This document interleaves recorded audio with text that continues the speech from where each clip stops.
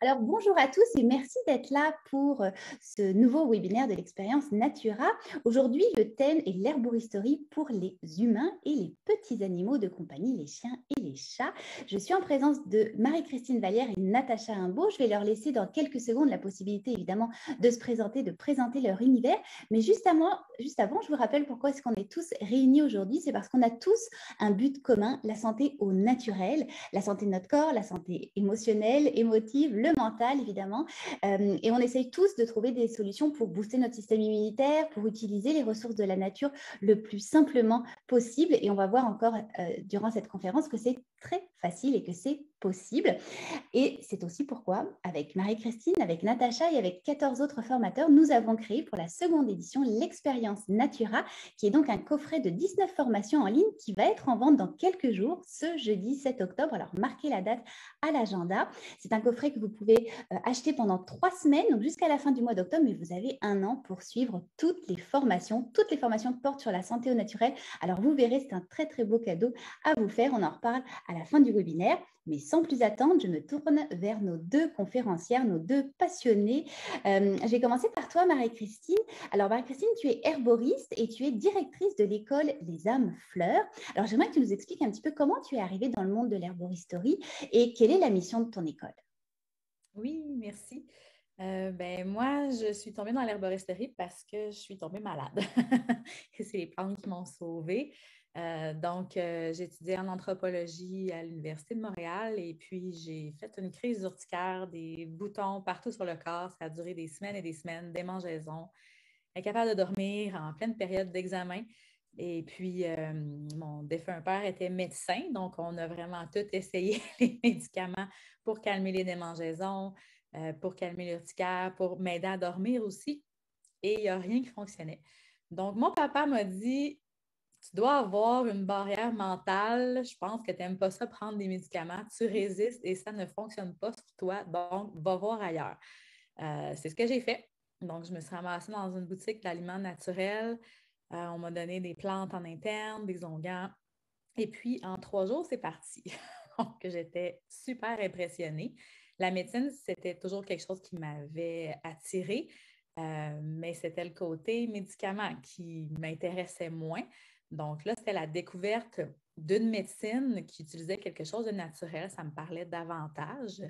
Et puis, au même moment, en fait, j'ai une très bonne amie, Catherine Lalonde, avec qui j'étais allée en Inde pendant un bon bout de temps. Donc, on était très proches, qui m'offrait un livre sur les plantes médicinales, comme ça, par hasard, et qui m'annonçait qu'elle allait étudier en herboristerie. Donc, ça a été, oh, pas sans moi.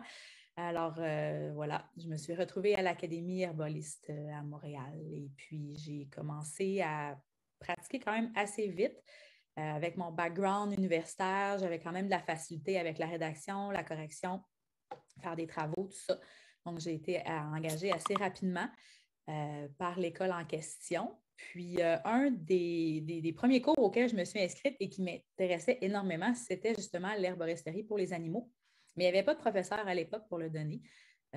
Donc, après 3 ans d'attente, j'ai demandé à une collègue, en fait, une étudiante qui était avec moi, Anouk Dumoulin, qui étudiait, elle, en médecine vétérinaire, pour écrire un cours sur les animaux. Donc, on a écrit le cours ensemble. Moi, je suis allée travailler sur une ferme de viande biologique pour pouvoir mettre en pratique, justement, l'utilisation des plantes avec les animaux. Donc, j'ai pu travailler avec toutes sortes d'animaux, pas juste des chiens, des chats, mais aussi des animaux de ferme plus gros, puis aussi des animaux plus petits, même furets, lézards, serpents et compagnie. Donc, voilà. Puis, j'aime beaucoup travailler avec les animaux. Je trouve ça simple. Ils ne se posent pas trop de questions. On voit rapidement les résultats avec eux.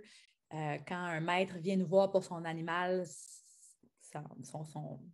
il est sérieux dans sa démarche. Donc, il fait vraiment tout ce qu'il faut. Et puis, encore une fois, on a des super bons résultats. Donc, Génial. Et je voilà crois en que tu as gros. d'ailleurs pas mal d'animaux avec toi chez toi aujourd'hui. Là, on a des poules, des lapins, un furet, un chien, un lézard, dragon barbu qui s'appelle Georges. Puis habituellement, on a des chats, mais là, mon conjoint est allergique, donc les chats, bye bye. Mais oui, puis ça a toujours été comme ça. J'habitais en appartement à Montréal avec plusieurs personnes, puis on avait des rats, des souris, des serpents, des lézards, des araignées, des poissons. On a toujours eu plein d'animaux. Donc, j'ai pu tester sur eux pas mal d'affaires. Génial. Merci Marie-Christine.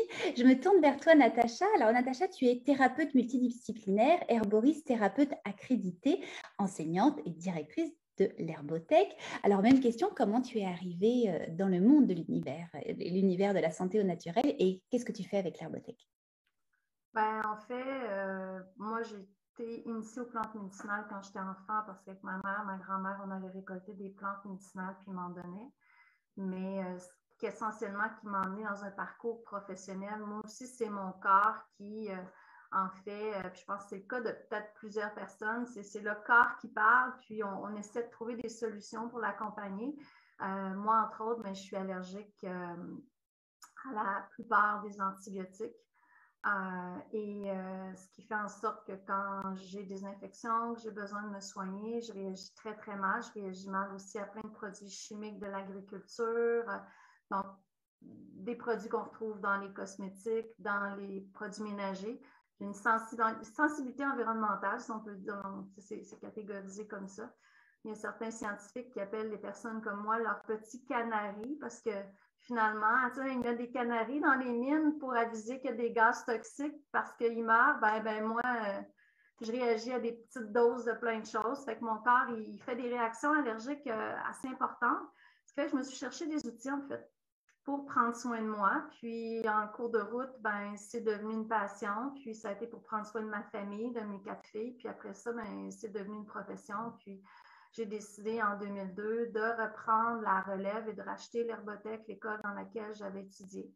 Donc, quand j'ai commencé mon parcours en herboristerie, c'est en 1992, donc ça fait déjà quand même presque 30 ans. C'est ça. Fait que c'est vraiment moi ce qui m'a amené à l'herboristerie.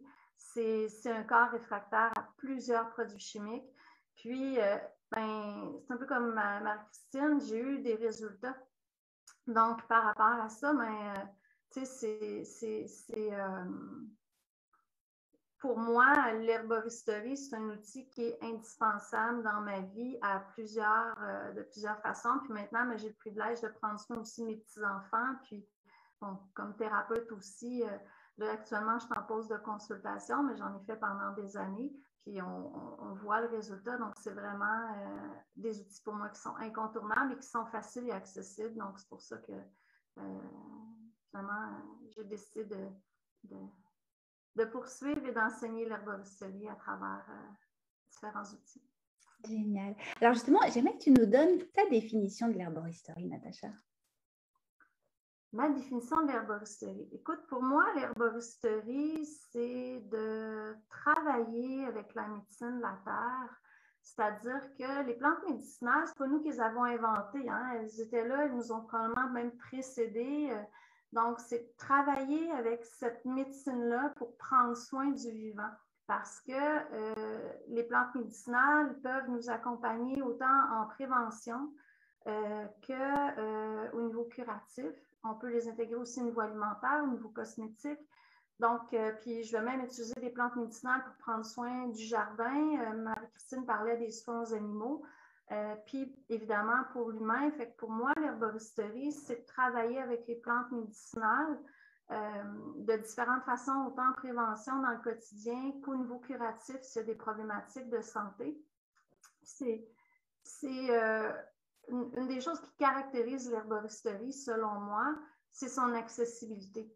Donc, avec des outils de cuisine, je peux fabriquer plusieurs produits pour prendre soin de moi, de ma famille. C'est sûr que si je veux vendre des produits pour le commerce, de façon commerciale, on est ailleurs, mais dans le quotidien, c'est une médecine qui est accessible, en fait. Et toi, Marie-Christine, tu as ta définition de l'herboristerie?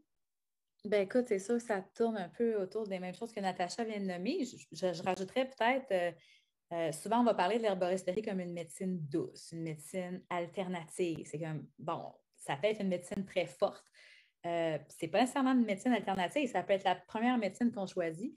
Puis Pierre Haddad, qui est membre de la Guilde des herboristes, qui travaille à l'Université de Montréal, qui nous expliquait qu'en discutant avec certains groupes autochtones, les groupes autochtones lui disaient, nous, on voit plutôt ça comme une médecine collaborative. J'ai beaucoup aimé le mot dans le sens qu'on collabore tout le monde ensemble. Donc, de ne pas voir ça nécessairement comme un dernier recours ou quelque chose qui...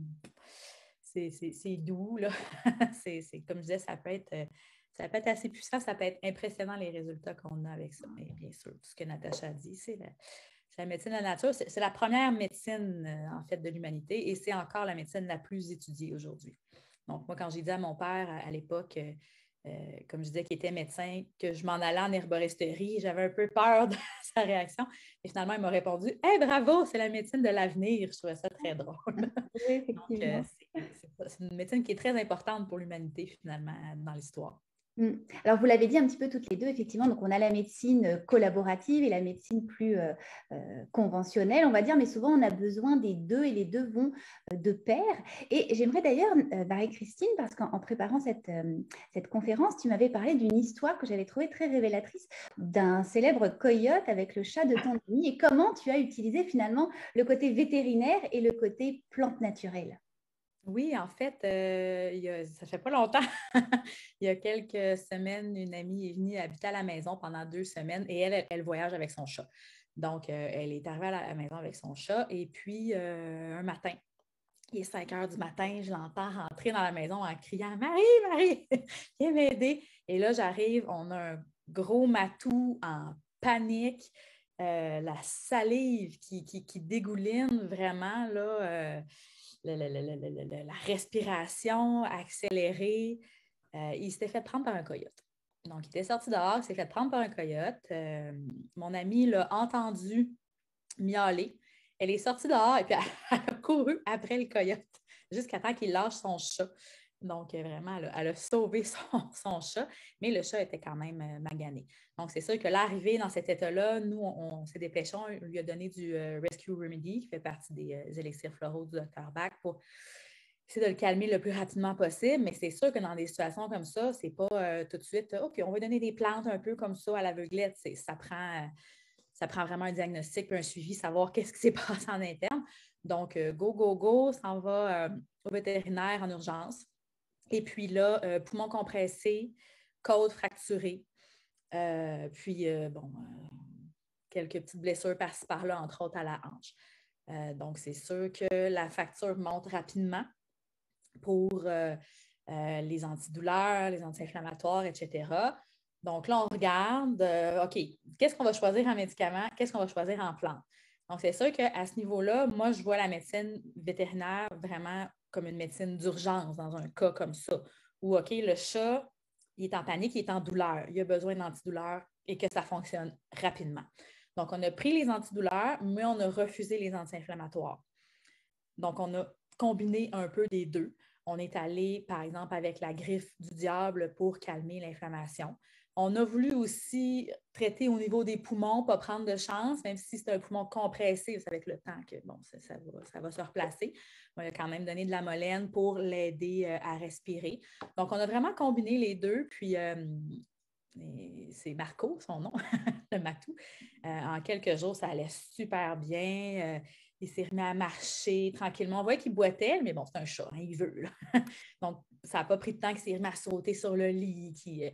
Fait que là, on essayait de dire hey, reste tranquille. On lui a mis des bandages, on lui a mis des compresses aussi pour essayer de calmer. Aussi, au niveau des fractures, on a travaillé entre autres avec la poudre de consoude.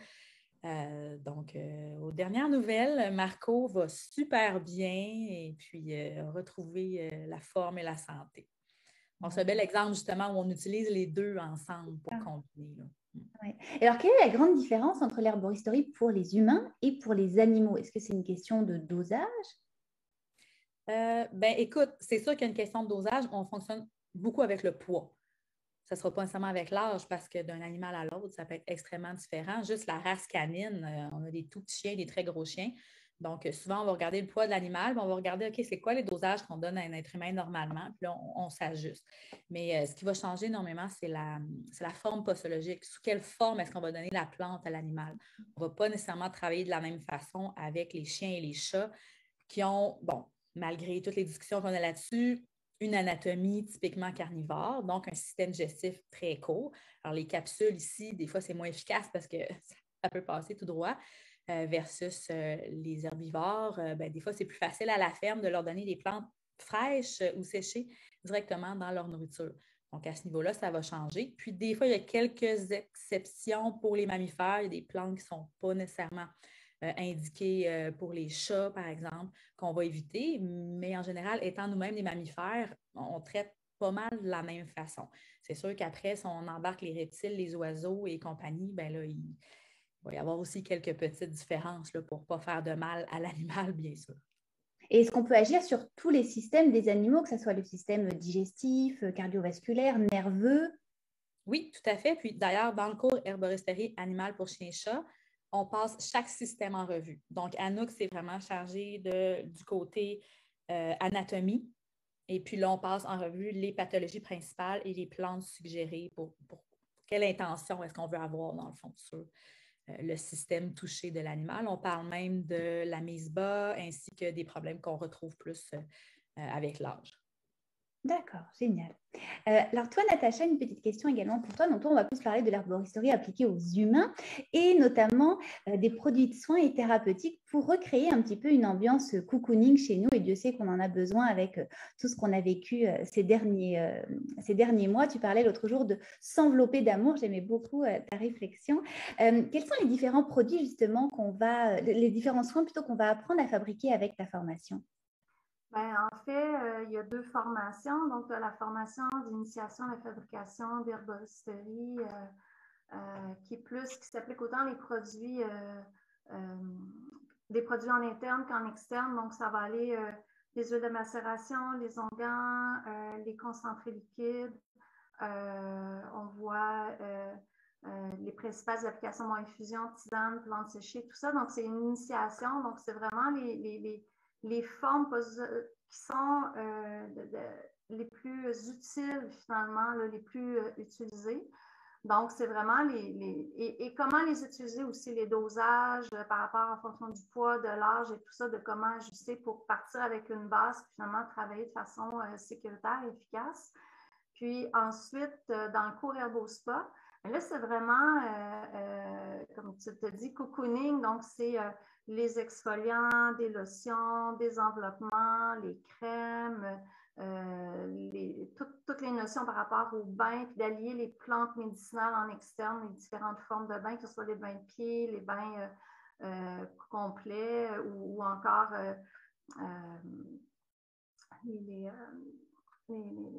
au niveau de la sudation, faire des tentes de sudation avec les plantes médicinales ou encore les massages aux herbes chaudes, donc d'intégrer les plantes en massage et d'amener l'aspect thérapeutique des plantes médicinales. Donc, ça couvre très, très large les 2 cours. Puis, dans les 2 cours, on voit beaucoup de formes de transformation. Donc, c'est vraiment hyper diversifié pour redonner de l'autonomie rapidement et facilement. C'est ça, j'ai envie de te demander, est-ce que c'est facile de créer tout ça? Est-ce que c'est à la portée de tous? Oui, ben en fait, comme je disais tout à l'heure, tu as des simples outils de cuisine, des mélangeurs, des bols, une planche à découper, des couteaux, des pots maçons. C'est quand même assez facile, là, parce que c'est sûr que l'initiation à la fabrication d'herboristerie ou HerboSpa, c'est vraiment fait pour des gens qui, à la maison, veulent pouvoir fabriquer des produits pour eux, leurs proches. Donc, c'est vraiment avec des outils qu'on va avoir facilement à la maison. Donc, c'est super facile. Puis les matières premières, bien, il y a plusieurs plantes qu'on peut retrouver à l'état sauvage, que vous pouvez cultiver si les gens ont un jardin, mais qui s'achètent finalement en vrac, séchés dans plusieurs points de services, commerce là, à travers le Québec, puis un peu partout là, en Europe aussi. Là. Et je crois d'ailleurs que pour ta technique des massages aux herbes chaudes, tu as emprunté ça à la Thaïlande. Hein? Oui, c'est inspiré de la technique avec les petites pochettes de massage thaïlandais. Sauf que nous, on va travailler avec les plantes médicinales qui sont ici. Puis on va même travailler avec certains grains aussi, dans certains cas, pour avoir tout le côté émollient, nourrissant au niveau de la peau. Il y a beaucoup de produits corporels qu'on voit que c'est des extraits d'avoine, par exemple, ou de certains grains, parce qu'il y a un côté très nourrissant, très émollient, régénérant pour la peau. Donc, on va incorporer aussi avec les plantes médicinales certains grains. Donc, c'est super intéressant. Là. Puis, c'est la personne qui fait la portion enseignement pour les applications, que ce soit les enveloppements, massages et tout ça. C'est une massothérapeute ostéopathe aussi, donc elle donne vraiment dans les vidéos les techniques de base. Donc à la maison, après, bon, vous ne deviendrez pas, si vous n'êtes pas déjà massothérapeute, je ne me lancerai pas dans une pratique à ce niveau-là, mais à la maison, les gens vont vraiment avoir une bonne base pour pouvoir l'appliquer puis avoir des bons résultats, en fait. Super. Que ce soit agréable à donner et à recevoir. Exactement. Alors, Marie-Christine, je me tourne vers toi. Là, on a commencé l'automne. Notre hiver à nous au Québec va être très certainement rude, comme chaque année. Et je crois qu'on a tendance à essayer de booster un petit peu notre système immunitaire avant justement les grands froids. Est-ce qu'on devrait le faire aussi avec nos animaux? Écoute, moi, j'ai une approche que je ne le fais pas, à moins que ça soit un animal d'un certain âge qui a besoin à ce moment-là peut-être d'un petit coup de pouce. Et puis là, ben, il y a quelques plantes qu'on peut utiliser, mais je te dirais que moi, ma chouchou pour booster l'organisme, comme tu dis, moi, c'est l'ortie. Avec les animaux, c'est facile. On peut la donner sous forme de poudre directement dans l'alimentation. Donc, pour les chats, souvent, c'est très facile de donner les plantes directement en poudre sur les petites croquettes. Puis, si on voit qu'il ne veut pas les prendre, on peut rajouter un petit peu de poudre de piment de Cayenne. Ça, les gens, des fois, sont surpris. Puis il y en a qui me disent ah, moi, je mets du piment de Cayenne dans mon jardin pour éloigner les chats, puis ils viennent plus. C'est parce que le piment de Cayenne va éloigner les rongeurs, mais les chats adorent ça. Les récepteurs au niveau du goût sont complètement différents. Pour eux, ça ne sera pas piquant comme nous, on le ressent. Et les chats adorent le piment de Cayenne et ça fait circuler le sang partout. Donc, ça va amener les plantes qui accompagnent le piment de Cayenne aux organes cibles plus rapidement, disons. On va appeler ça un catalyseur. Donc, on pourrait mélanger pour les chats un petit peu de poudre d'ortie, un petit peu de poudre de cayenne. L'ortie qui est une tonique quand même assez générale. Je sais qu'on s'ostine des fois avec les États-Unis là-dessus. C'est une adaptogène qui travaille sur tous les systèmes? Oui, non. Au Québec, souvent, il y en a qui ont tendance à dire oui, oui, c'est une adaptogène, elle nourrit en profondeur, puis elle travaille un petit peu partout.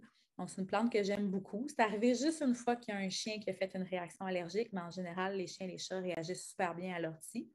Et puis, pour les chiens, je te dirais, c'est plus facile. On peut le mettre à même la nourriture. On peut leur mettre un petit peu de vinaigré dans le bol d'eau. Les chiens aiment quand même le vinaigre. Mélangé avec de l'eau, ça se prend bien. Des fois, on peut donner des teintures aussi. Ça aussi, les gens sont surpris. Ah, donner de l'alcool à un animal. Mais c'est des petites quantités. Puis, c'est tellement efficace, l'alcool, c'est tellement un bon extracteur qu'on a des super bons résultats aussi. C'est sûr qu'on va faire attention. Si c'est un animal qui a des troubles au niveau du foie, là, on ne va pas donner d'alcool. Mais on a pas mal de choix avec le chien. Donc, c'est ça. J'ai l'ortie là, qui me vient pas mal en tête. Mais sinon, avec les animaux, j'ai plus tendance à laisser la nature aller. Puis eux, s'ils vont à l'extérieur, vont aller chercher vraiment ce dont ils ont besoin, là. Mais je n'ai pas cette pratique-là de travailler nécessairement en prévention avec les chats et les chiens qui sont en très bonne santé, là. C'est ça, donc en général, les maîtres qui viendraient te voir ou qui vont utiliser ton cours, ça serait plus en mode curatif que préventif, si je comprends bien. Oui, sauf toute la question de l'âge. C'est sûr qu'à partir d'un certain âge, bien là, on peut prévenir, bon, des fois au niveau des yeux, par exemple, chez les chiens, les cataractes, on peut venir fortifier, des choses comme ça qu'on peut faire. Mais chez un animal dans la force de l'âge, en pleine santé, moi, je ne travaille pas vraiment en prévention. En traitement, par exemple, oui. Et quand on a un animal à la maison, bien, c'est bien quand même d'avoir cette information-là au cas où il arriverait quelque chose.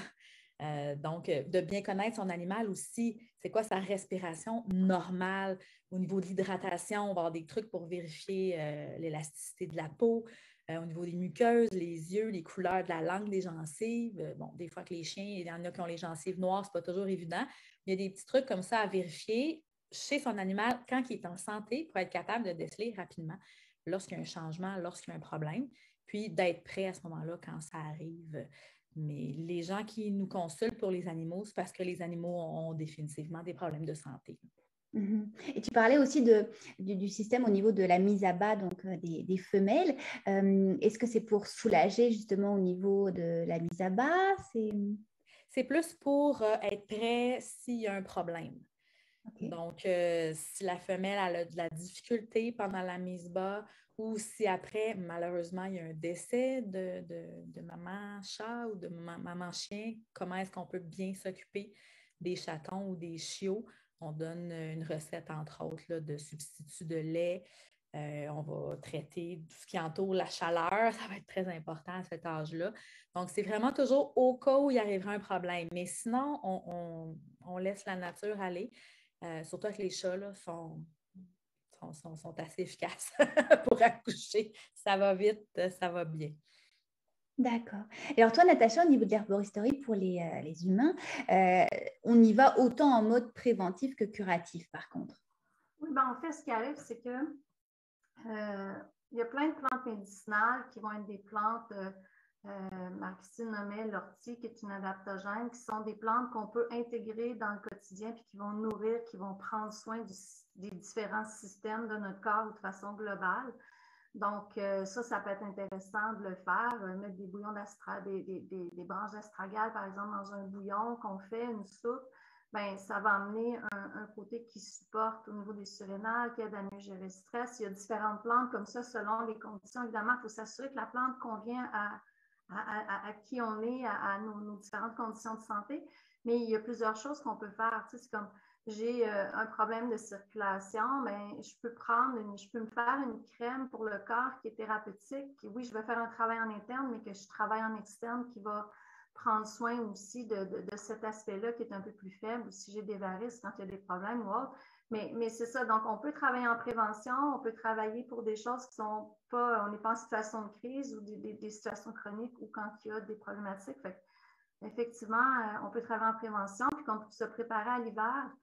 Ben, c'est certain, l'ortie, moi je considère aussi que c'est une adaptogène. Elle supporte le corps de façon globale, elle est hyper nutritive, elle donne de l'énergie, elle est super intéressante. Puis sinon, mais pour plus la sphère immunitaire, respiratoire, deux plantes très, très simples que les gens peuvent avoir facilement, même en épicerie, qui est l'ail et le thym, qui, pris de l'ail régulièrement, frais dans une salade tous les jours, ben, vous allez avoir un effet qui va prendre soin, se faire une infusion de thym, une tasse par jour. C'est suffisant juste pour travailler en prévention. On n'a pas besoin d'être en gros dosage en prévention, là.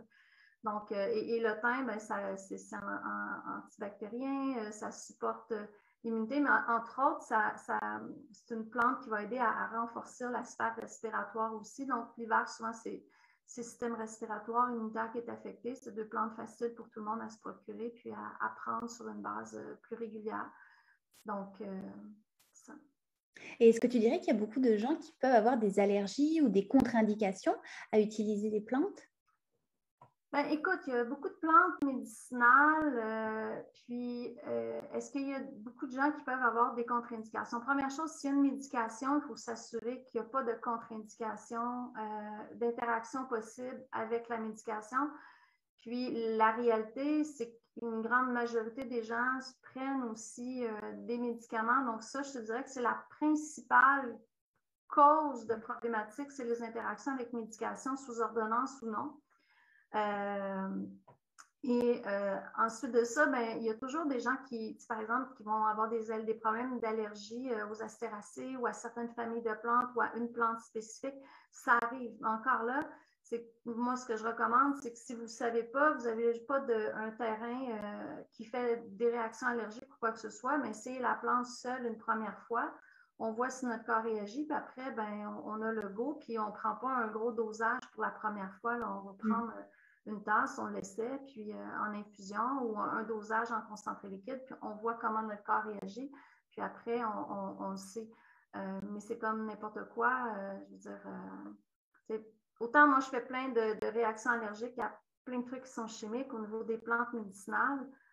À date, j'en ai pas rencontré que mon corps ne tolère pas. Fait que, tu vois, on ne peut pas non plus faire des tendances. Je pense qu'il faut les essayer, puis voir qu'est-ce qu'il y en est par rapport à ça.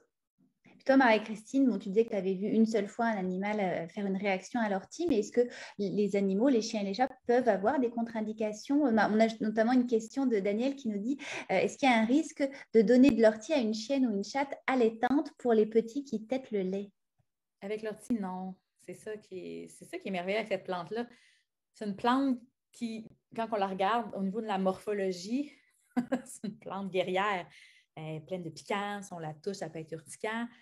Autant, une fois qu'elle est séchée, bien transformée, bien utilisée, que c'est une plante qui est douce, qu'on peut prendre en grosse quantité à long terme pour tout le monde. C'est vraiment une plante pratique pour ça. Donc, non, il n'y a pas de danger à ce niveau-là.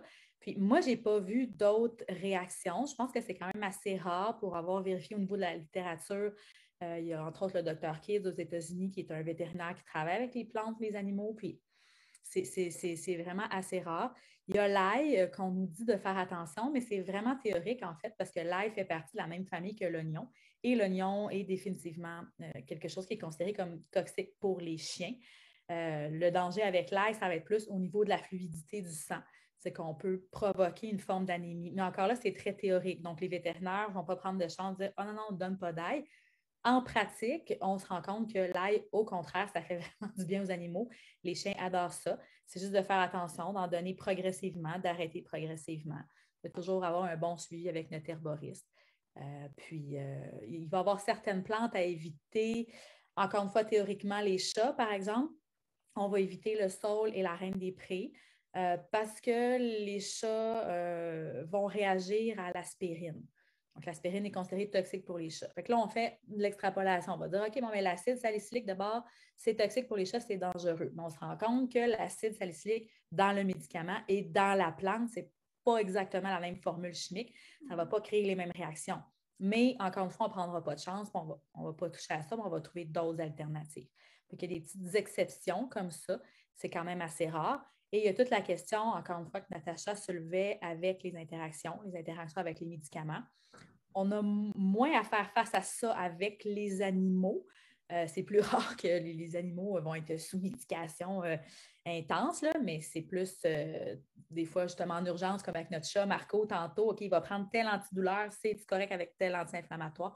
Il faut juste vérifier là, pour être sûr qu'il n'y ait pas de problème. On ne voudrait pas, par exemple, donner 2 médicaments hyperactifs. Je veux dire, une plante hyperactive avec un médicament hyperactif en même temps, c'est un exemple, là. Mais on a moins à gérer ça, disons. OK. Puis on a Francine qui nous demande sous quelle forme prendre l'ortie, silicium et ou ortie. Je ne sais pas si tu veux répondre, Natacha, ou si la question concerne les animaux ou les humains. En fait, je pense que autant pour les animaux que pour Humain. les humains, moi, je prendrais l'ortie entière.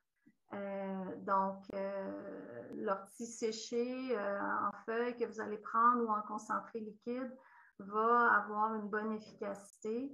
Puis, selon votre besoin, d'une cuillère à thé à une cuillère à table par tasse d'eau de 250 millilitres, ça va faire le travail. Là, mais moi, j'aime bien la plante entière séchée qu'on va prendre tout le long de la saison parce que c'est une plante qui est très, très reminéralisante. Puis, en fait, l'eau extrait très, très bien tous les minéraux, les nutriments. Donc, ça reste un solvant hyper adéquat et très accessible aussi. Là.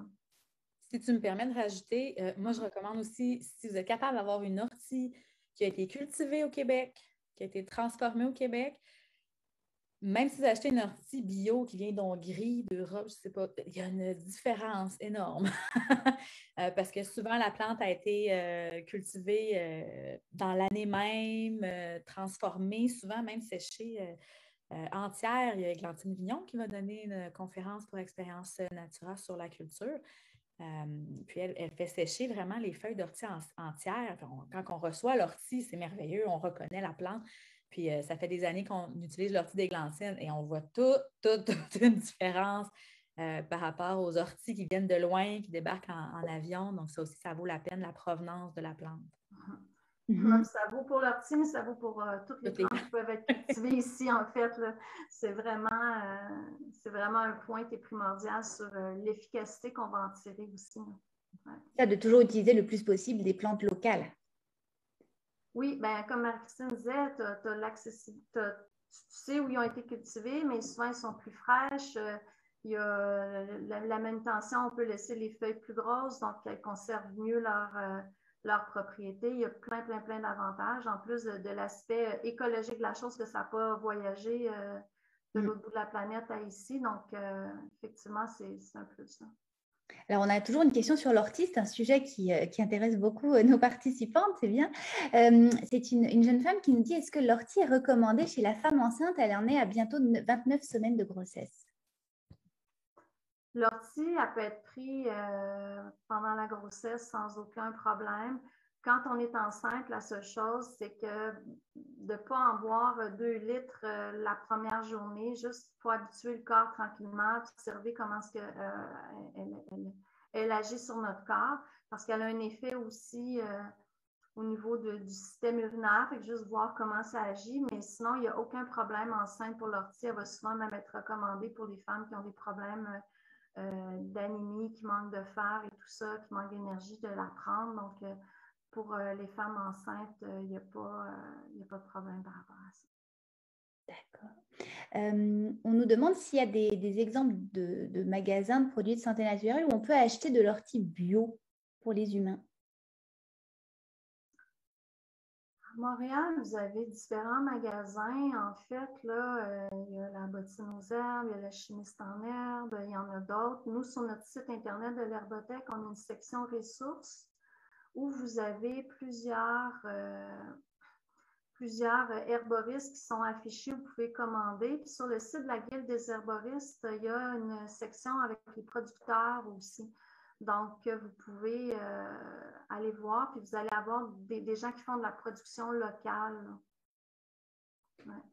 Sur le site Les Âmes Fleurs, la boutique aussi, on tient beaucoup de plantes d'Églantine Vignon, justement, qui cultivent dans les Laurentides. Et puis, on engage plusieurs cueilleurs qui vont faire de la cueillette sauvage de plantes indigènes, puis de plantes locales. D'accord, puis je rebondis d'ailleurs, Marie-Christine, parce qu'effectivement, Églantine Vignon fait partie de l'expérience Natura et offre la formation culture bio. Donc, vous apprendrez sûrement à cultiver l'ortie. Y a-t-il une perte des vertus de l'ortie en la chauffant? Faut-il privilégier le cru via des pestos, des jus? Je te laisse réfléchir. Vas-y, allez, Marie-Christine. Ben, écoute, moi, je trouve pas qu'il y a une tant grosse différence, mais ça dépend, c'est quoi la température de l'eau que vous mettez sur votre ortie quand vous faites votre tisane. C'est sûr que si vous mettez de l'eau bouillante, c'est pas l'idéal. Le goût, déjà, va pas être aussi intéressant. C'est comme les thés. Il y a Isabelle Conipiou, alias la métisse, qui nous expliquait qu'à un moment donné, elle était en visite chez une femme autochtone puis qui avait demandé de préparer la tisane. Elle a fait bouillir de l'eau, puis venu le moment de verser l'eau sur les plantes, la dame, elle a pris sa main ou l'eau, puis elle a dit hey, qu'est-ce que tu fais? Qu'est-ce que tu fais? Tu vas me brûler. Elle a dit tu ne veux pas avoir cette eau-là sur ta peau? Ben, mets-la pas sur les plantes. Donc, de mettre une eau qui peut être chaude, mais pas bouillante. Donc, déjà, on va voir au niveau du goût, ça fait toute la différence. Moi, je l'ai vu avec mes enfants depuis que je fais ça. C'est beaucoup plus facile de leur donner des tisanes. Tout goûte moins amer, tout goûte plus comme la plante fraîche. C'est vraiment plus intéressant. Puis, tant qu'à l'ortie, je sais qu'il y a des Européens qui nous disent que quand on la prend par en dessous, on peut la manger comme ça. Je ne sais pas si tu as essayé, Natacha, mais moi, je ne suis pas game de mettre l'ortie fraîche dans la bouche. Par contre, j'ai fait des potages avec l'ortie. Et puis, je l'ai utilisée fraîche, là. Je l'ai passée au mélangeur. Puis, une fois que c'est cuisiné, il n'y a plus de problème au niveau urticant. C'est très bon. Il y a vraiment différentes façons de l'utiliser. Mais encore une fois, par rapport à la chaleur, c'est de ne pas exagérer avec la chaleur, justement. Ben, c'est ça, en fait. Puis moi, ce que j'ai envie de dire, c'est que si vous avez accès à de l'ortie fraîche, que vous pouvez la passer dans un... Moi, je fais des fois l'été des jus d'herbes. Quand moi, je prends mes herbes, je les mets dans le mélangeur avec de l'eau. Puis quand il y a des plantes qui s'oxydent beaucoup, qui ont tendance à noircir rapidement, c'est souvent le cas de l'ortie. Quand on fait ça, je mets juste un petit peu de citron, puis ça l'empêche l'oxydation. Et je pars le mélangeur. Et ça va extraire, ça broie tout, tu filtres le tout et tu le bois vert, c'est de la dynamite. C'est de la dynamite, c'est vraiment, j'ai eu des problèmes de fibromes puis d'hémorragie à un moment donné, puis il fallait que j'enseigne la journée, puis j'étais en hémorragie, elle allait me changer aux heures, super intense, puis j'étais sous le jus vert d'ortie, de plantes médicinales et je faisais toute ma journée d'enseignement. Je n'avais aucun problème. Ça maintenait mon taux de vitalité, d'énergie. Donc, il y a une petite coche de plus avec le frais dans certaines préparations. Mais sinon, le séché, écoutez, ça fait super bien le travail. Puis, c'est juste une question justement de soit mettre la plante dans l'eau froide, on fait chauffer, ou on met une eau pas trop chaude dessus, justement, pour aller extraire, chercher le maximum. Puis, on va avoir un très bon résultat, là. Tu parles de mélangeur, on utilise aussi la machine à jus directement pour aller chercher. C'est intense. Fait qu'avec les enfants, on le mélange avec du jus de pomme, là, pomme ortie, là, c'est un super bon combo. Ouais. Ça goûte vraiment bon. Ouais. Génial. Bon, en tout cas, on en aura mieux appris sur l'ortie durant toute cette conférence, à la fois pour les humains et pour les petits animaux. Alors, on voit comment les plantes, hein, évidemment, sont à la fois pour les humains, pour les animaux, comment toutes les deux, vous êtes très, très complémentaires. On a évoqué Églantine, on a également Loïc Plisson qui est avec nous dans l'expérience naturelle qui explique toute l'importance du terrain, d'utiliser encore une fois les plantes locales pour soulager, entre autres, ces douleurs. On a beaucoup, beaucoup d'autres formations très, très complémentaires, comme on l'a vu aujourd'hui avec toutes les deux. Alors, avant qu'on se quitte, je voudrais juste rappeler, donc toi, Marie-Christine, tu offres la formation Herboristerie animale pour chiens et chats. Peut-être en quelques mots, même si on l'a un petit peu évoqué durant cette conférence, comment les gens vont pouvoir utiliser de manière très pratique ta formation et l'appliquer directement sur leurs petits animaux. Oui, ben, comme on disait, moi, je ne travaille pas tant en prévention avec les animaux, je laisse la nature aller. Ça va être plus si on a des animaux vieillissants, mais là, ça peut commencer à être intéressant justement pour éviter certains troubles de santé. Puis sinon, c'est surtout d'être prêt pour quand il arrive quelque chose. Parce que des fois, on attend la dernière minute, hein, puis là, on est pris au dépourvu, on ne sait pas quoi faire. Mais d'apprendre à connaître notre animal quand il est en santé, comme je disais tantôt, pour être capable de déceler un problème. S'il y en a un, des fois, c'est très subtil. Et puis, justement, à ce moment-là, d'être prêt, de savoir quoi faire et de ne pas tomber dans la panique pour aider son animal, parce que ce n'est pas tout le monde, des fois, qui a des milliers de dollars à dépenser pour le vétérinaire. C'est sûr qu'on va toujours aller chercher un diagnostic, mais d'avoir un petit quelque chose de naturel pour accompagner finalement notre animal à retrouver l'équilibre en santé. Exact, ta formation, j'ai pu la parcourir et très, très riche, très dense. Il y a un document PDF qui vient avec, donc les gens vont avoir vraiment un soutien aussi à garder avec eux pour se référer plus tard. Oui, c'est ça. Puis comme je disais tantôt, on a vraiment fait le tour de tous les systèmes au niveau de l'anatomie, des pathologies, des intentions avec les plantes. On a mis beaucoup d'images justement sur les différentes pathologies pour que ça soit plus visuel. Il y a une petite vidéo avec mon chien et mon ancien chat pour expliquer justement comment donner les plantes aux animaux sans les traumatiser, là, ne pas leur rentrer des affaires dans le fond de la gorge. Et puis, on a fait des audios aussi parce que bon, des fois, il y en a qui aiment ça, écouter ça dans la voiture ou tranquille à la maison. Donc, s'il y en a qui veulent plus écouter la formation, on a fait des audios pour chaque système, justement, dans l'anatomie. Oui, une très, très belle formation.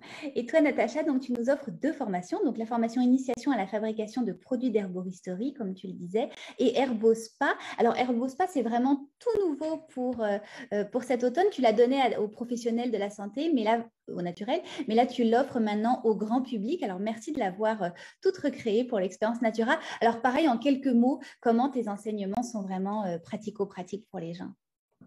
En fait, dans le cours d'initiation à la fabrication de produits d'herboristerie, c'est vraiment que vous puissiez fabriquer vos produits pour prendre soin de vous, de votre famille, puis comment les utiliser en prévention et en traitement plus thérapeutique s'il y a lieu en fonction des dosages, des situations. Donc, c'est sûr qu'on ne voit pas toutes les plantes. On explique vraiment les principes de base de transformation, les choses les plus courantes, mais ça vous donne beaucoup d'autonomie.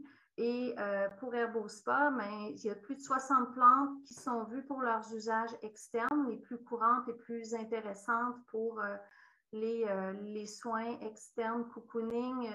Donc, par rapport à ça, c'est vraiment intéressant. Puis là aussi, c'est autant les plantes, les matières premières, que ce soit les différents beurres, les différentes huiles, les huiles essentielles les plus intéressantes, les hydrolats. On voit vraiment beaucoup de matières premières, les grains, certaines farines, les différents types d'argile. On voit beaucoup de notions dans ce cours-là. Et ensuite, comment les appliquer et les utiliser concrètement, puis se faire des formules sur mesure pour notre besoin, en fait. Donc, c'est quand même un cours d'une 60aine d'heures, donc il y a beaucoup de contenu. Donc, mais c'est ça. Puis après, c'est facile de prendre soin avec soi, de soi à la maison, puis d'avoir du plaisir finalement à découvrir les plantes en externe dans les soins corporels. Exactement. En tout cas, on a hâte de suivre vos formations. Merci infiniment. Merci à tous les participants. Aujourd'hui, je vous rappelle que vous pouvez suivre donc toute l'actualité des âmes fleurs et de l'herbothèque directement sur leur site internet, dans leurs médias sociaux, dans les infolettres. Vous pouvez retrouver aussi toute l'information de l'Expérience Natura sur expériencinatura.ca. Et puis, soyez des nôtres dès jeudi le 7 octobre, puisque l'Expérience Natura sera en vente. Et puis, vous avez 1 an pour suivre toutes les formations et même les formations de l'herbothèque sont disponibles à vie. Alors, écoutez, offrez-vous ce beau cadeau et puis on vous dit à très bientôt. Merci beaucoup. Merci.